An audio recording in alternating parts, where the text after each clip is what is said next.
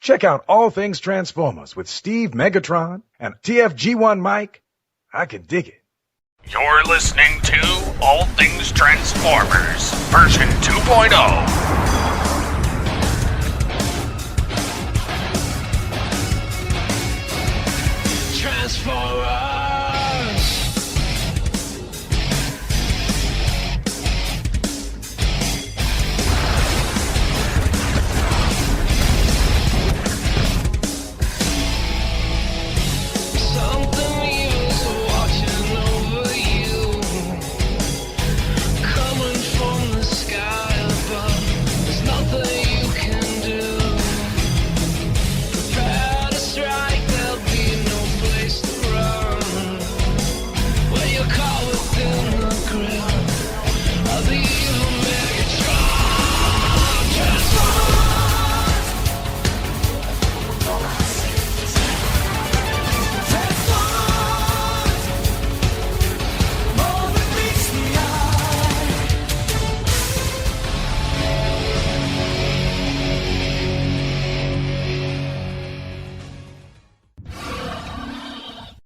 Hello and welcome to All Things Transformers, episode 25. This particular episode, albeit it's 2 months after the previous episode, and is going to be the only one before the TFCon rundown. This one features myself, TFG1 Mike, and Matrix Prime of the now defunct TFWire. This episode of All Things Transformers is brought to you by Audible.com. Get a free audiobook download at www.audibletrial.com/geekcastradio. Over 100,000 titles to choose from for your iPhone, Android, Kindle, or MP3 player. Audible is offering a free audiobook download with a free 30-day trial to give you the opportunity to check out their service. So we are with Steve and Jesse from the now defunct TFWire. Steve, as we all know, originated over there on War Stories 1.0. And we're here to just have a free-form discussion on waning interest in Transformers. So I'm not alone in that one? No. When it comes to Steve, no. I'm so burnt out now, I can understand why you quit doing it years ago. See? And it's not that I don't like the franchise still, because I do, but I like certain splintered aspects of it. But the way they go delving into the news and all the, the aftermarket crap, and then just, I don't know, and then the way the fandom's constantly, biting each other's ankles, it's ridiculous at this point. So I haven't even watched Transformers Prime since probably, I don't know, whenever the last episode of... Well, it hasn't aired. It only aired the first 15 episodes of season 2. It's on a hiatus right now. I quit watching it about 8 or something. Yeah. Transformers Prime is honestly the only thing that interests me when it comes to Transformers right now. I could care less about the toys. I could care less about I've never cared about the comics. I am very psyched and interested for Fall of Cybertron. Outside of those two things, I don't care. At this point, I'm 32 years old, so at this point, I used to be, G1 or nothing.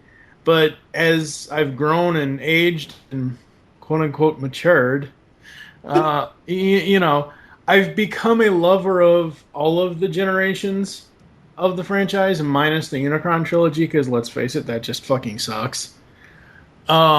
But I like G1 for its aspects. I like Beast Wars and Beast Machines for their aspects. I like Animated for what it is, and I absolutely love Prime for what it is. But the fandom is it's like setting up a Risk game, and you have warring nations all over the place. It honestly is. The Transformers fandom is the most splintered thing that I have ever seen in any fandom. At least G.I. Joe, the only choice you have is, what size figure you like. Well, there's also Real American Hero versus Sigma 6, which Sigma 6 sucks. And then... That's really the only thing that they argue about, though, is Sigma 6 and standard G.I. Joe. Yeah, yeah. But the thing is, it's like, I am, I've said this before on other shows that we've done here at Geekcast Radio Network. I'm moving on to other stuff. Yes, I'm still watching Prime. Yes, I'm still paying attention to that, but I just went to TFW2005.com tonight for like the first time in like 3 months. Ditto. I just don't care. Because half their news is third-party stuff. Or toys. Well, third-party is toys, but... Or regular toys. Right. I mean, the regular toys, they're alright. They're cool. Some of the stuff is pretty cool, but some of the stuff, like that Arachnid from Prime, oh my god, that's one of the worst figures ever. That might even beat out Supreme Cheetor, and Supreme Cheetor was bad. Yeah, I've heard the horror stories already online. So Jesse, as Steve pointed out, you got out of this years at the ago. right time.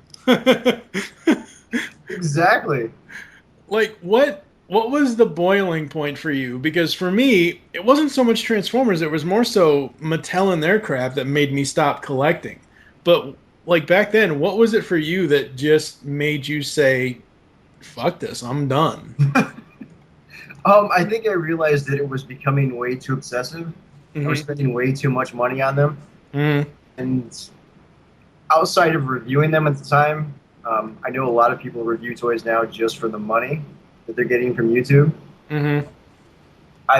My account wasn't monetized, so I was just reviewing them for the people that wanted to see them. Yeah. As soon as I was done reviewing them, they essentially went into storage. So I have like, I don't remember what the count is now, the number of like storage tubs that I have that are containing all of my toys. But there's just way too fucking many of them. So I've been wanting to actually go through them, like weed them out and get rid of a number of them. For me, I guess it was becoming way too obsessive. I was spending way too much money on it. I've been saving quite a bit of money, so yeah, I just wanted to direct my money somewhere else. Yeah. I know. When Revenge of the Fallen came out, the movie is what it is, a giant pile of Wreck-Gar dung. But, when that movie came out and that toy line came out, Spada jumped in full force. He spent like $700 on that entire line, and I'm like, dude, wow.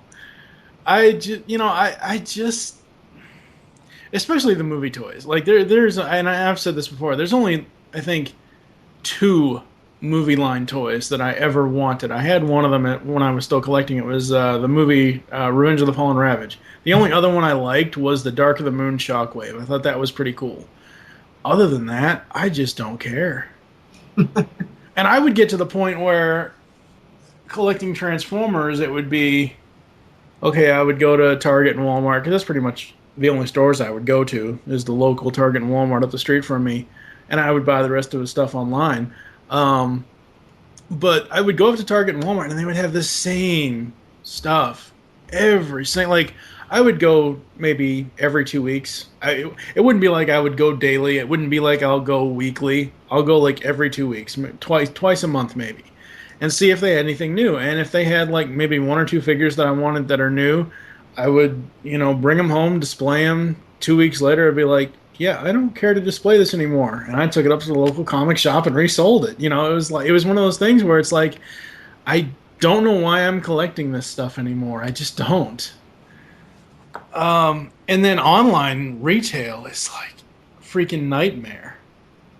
I know, Jesse, you kind of got fired up about the Bruticus pricing on BBTS, and that's just fucking insane.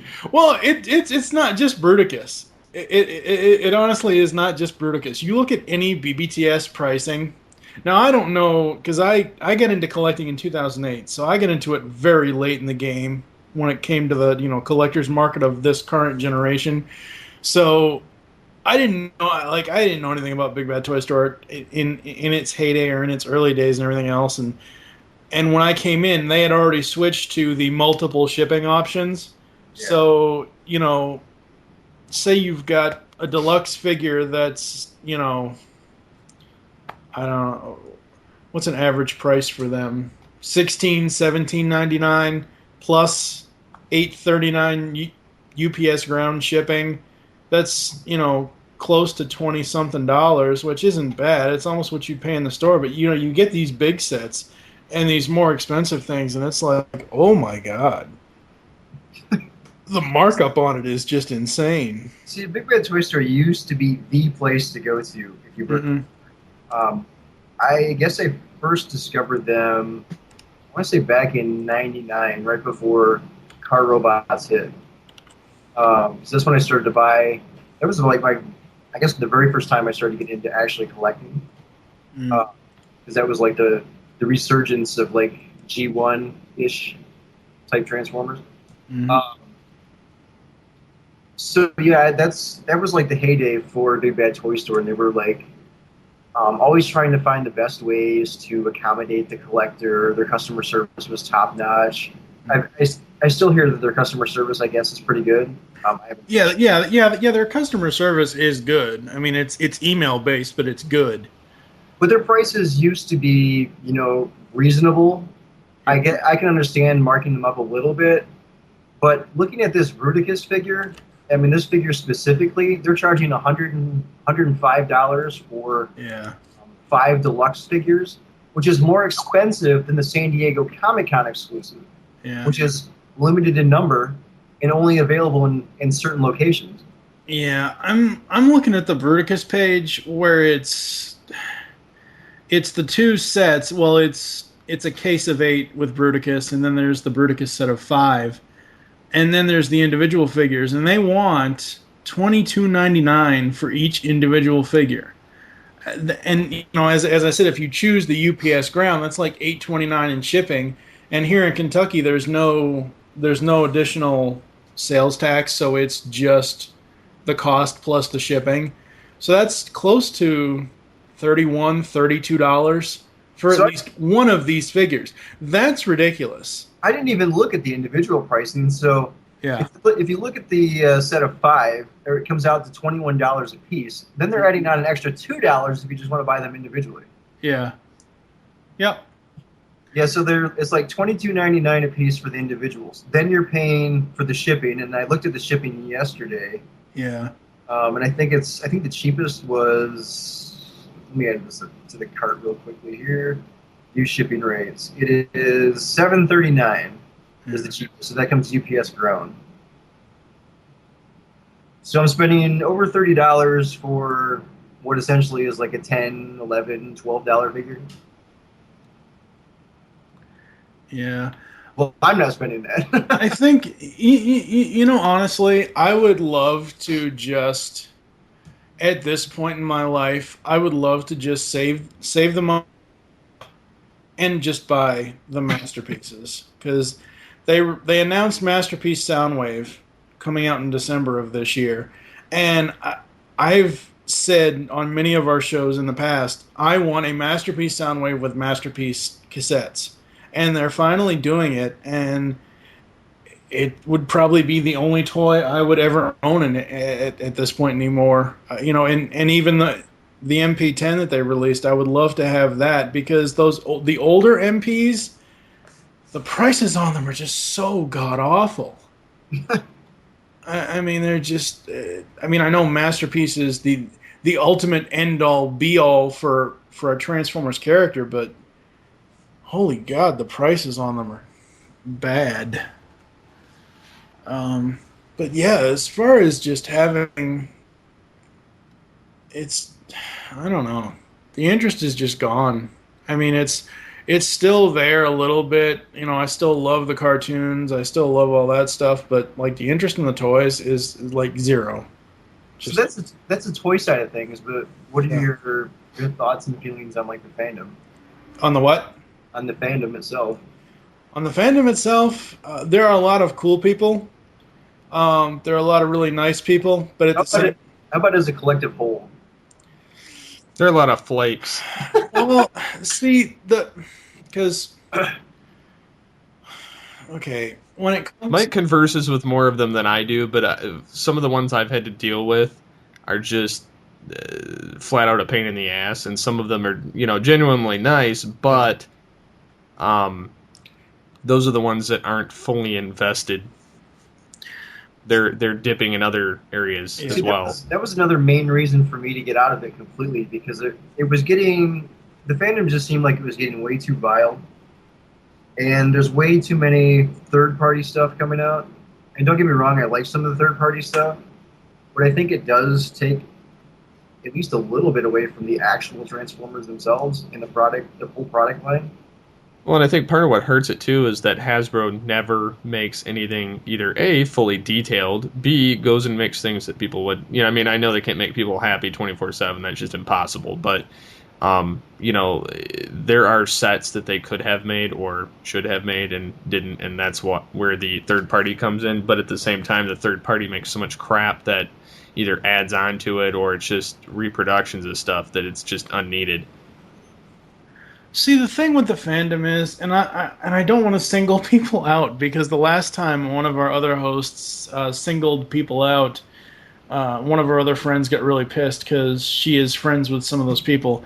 When it comes to the TFW website, the people that run their podcast, they're all cool people. I don't particularly like listening to that show because of one of the hosts' styles of Mr. Loud radio announcer guy, but that's his style. That's how he does his show, and that's all well and good. I know he's a genuinely good guy, but every interaction that I've ever had on TFW 2005 has been a bad one when it comes to the forums, because there are too many moderators and there's not enough moderation. It's like everybody is a quote-unquote super mod or can do whatever. Too many chiefs, not enough Indians. Yeah.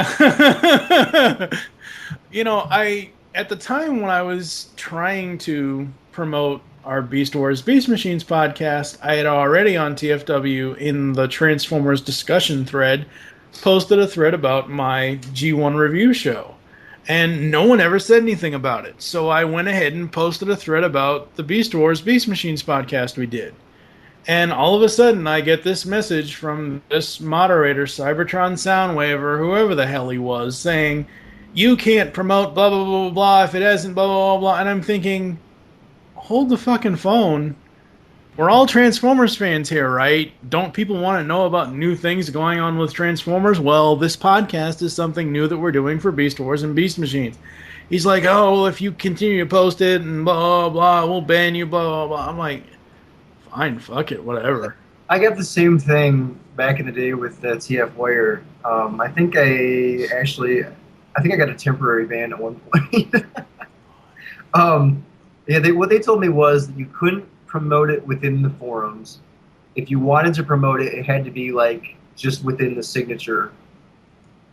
But that's so stupid. That is, I'm sorry, that is so dumb. If you're a site about Transformers, you would think that you would want as many, Transformers things on there promoted, or say, hey, here's something new. If people want to go listen to it, they can. If they don't have to.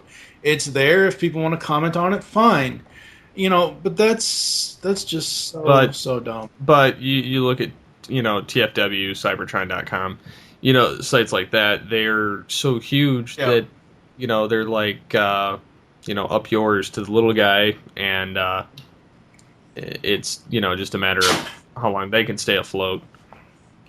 I've I've tried over the years sending in several different news items when I was the first one to know about them, and I've never gotten a reply from... Well, as long as if you're not grandfathered into that whole system, you're not going to be acknowledged whatsoever. Yeah. So it's like when I was doing, because I'm involved in the Beast Wars Dark Glass video. Yeah.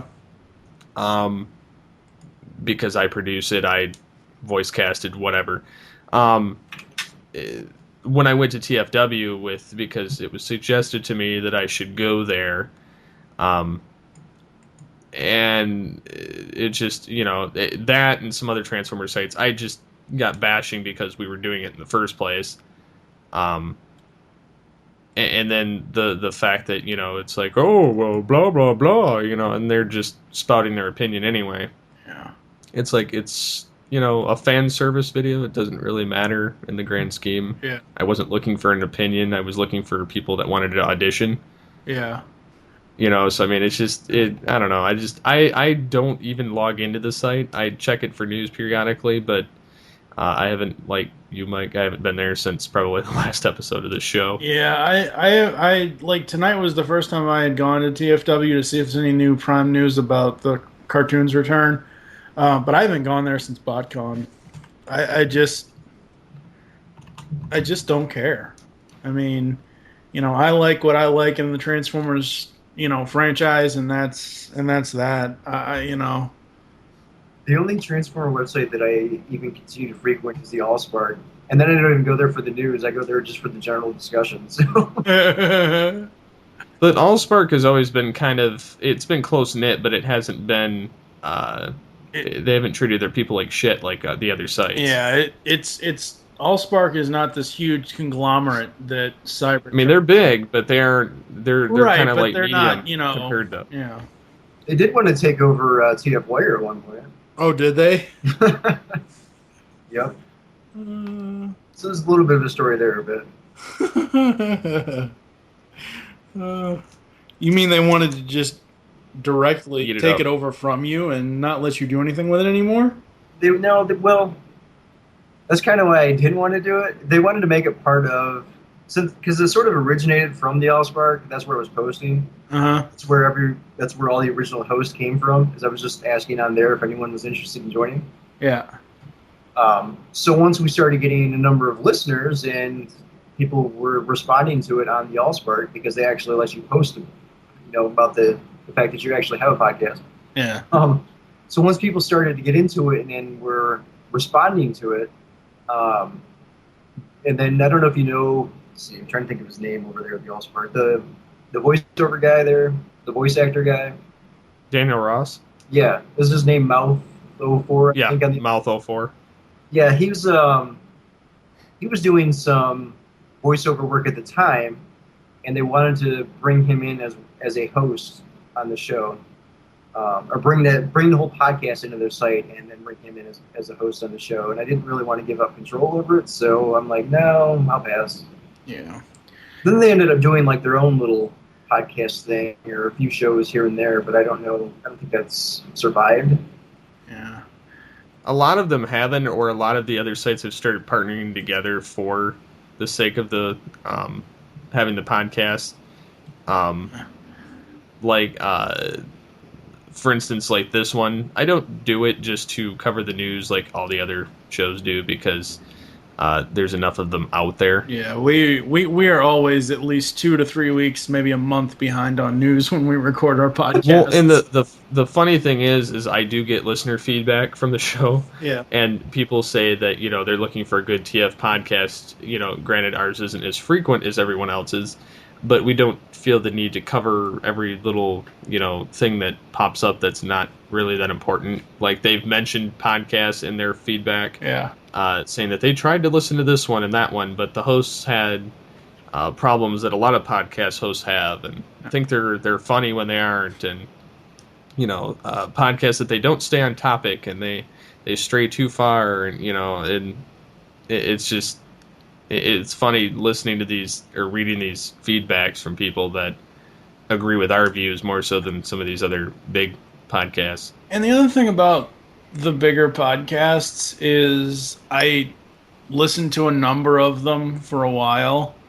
And after a while, because I was also like, specifically when Revenge of the Fallen and Dark of the Moon were out, Steve and I were, as he said, we were always, 2 weeks or so behind from everybody else, but we were constantly podcasting during those two films.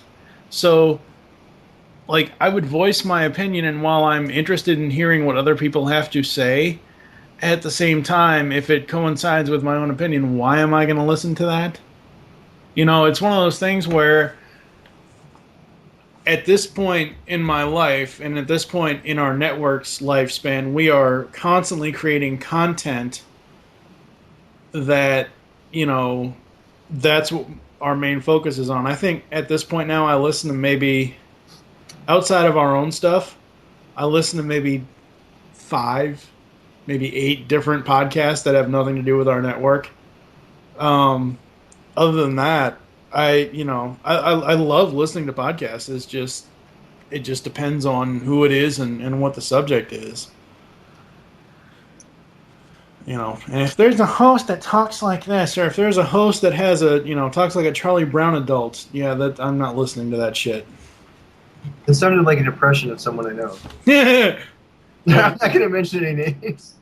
Somebody that disappeared from the net. Oh, Canada! Oh, God. But, it's one of those things where I'm just sticking to what I like within the Transformers fandom. And if other people like what I like, hey, cool. If they don't, whatever. I don't care. I'm not going to sit here and attack someone that thinks Beast Wars is better than G1, or thinks that Prime is better than animated, or thinks that, G1 is the end-all, be-all. We all know G1 has its issues. But for me, specifically, I can still go back and watch most every episode and still enjoy myself watching it. Because that's what I grew up with. Beast Wars and Beast Machines both of those series tell an amazing story, and I can go through and I can watch both of those series. So, yeah, I don't know. I'm to the point now where Transformers is not the biggest thing in the world for me anymore. Definitely hasn't been the big. I'm not that huge into Transformers anymore. Like, I think the most exciting things in the fandom right now are, yes, I'll watch Prime again when I get a chance. I have various season and series DVDs that I've either A, reviewed, or B, I like watching from time to time, even though they're on Netflix, so it's actually useless to have the DVDs at this point. I like the films, but I could kind of give or take on it. I mean, I like them for watching it film, but story-wise, they're so batshit in the wrong direction. It's just insane, and I'm not even looking forward to the fourth one at all. I don't even care. 2007, and the first film and Revenge of the Fallen. That was the best one, in my opinion. Well, I will agree to a certain extent. The original film... The third one was good, too. The original film and Revenge of the Fallen, for me, are... if they show up on TNT or TBS or something, like, oh, hey, I can watch this.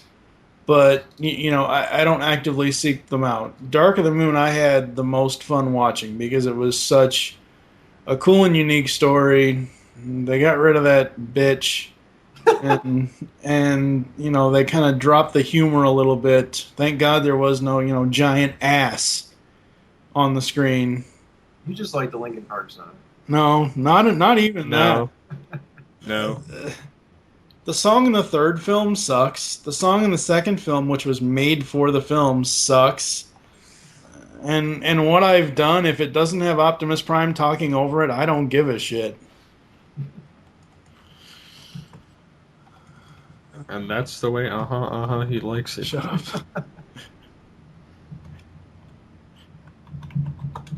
Oh, crap. But, I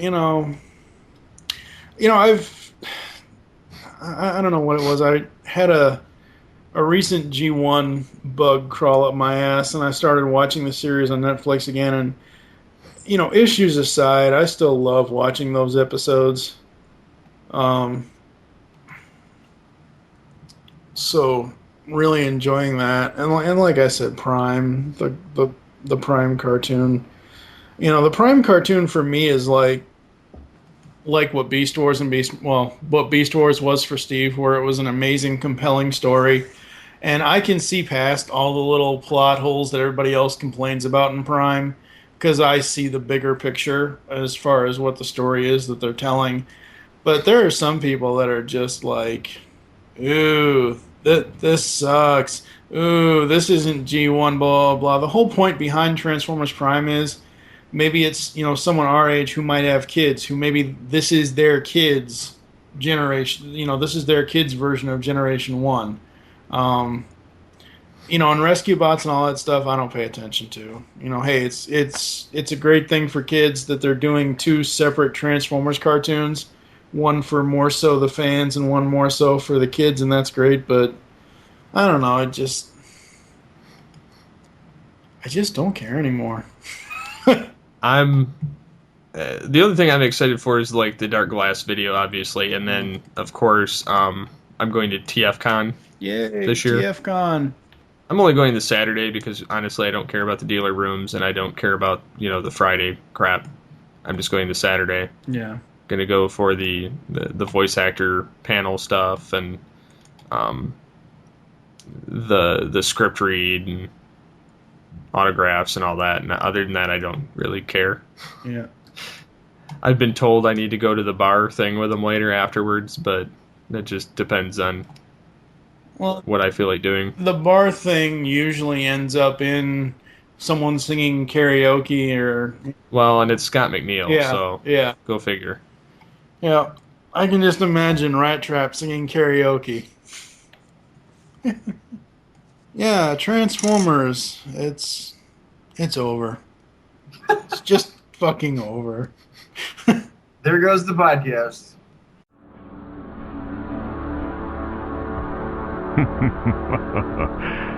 Yes.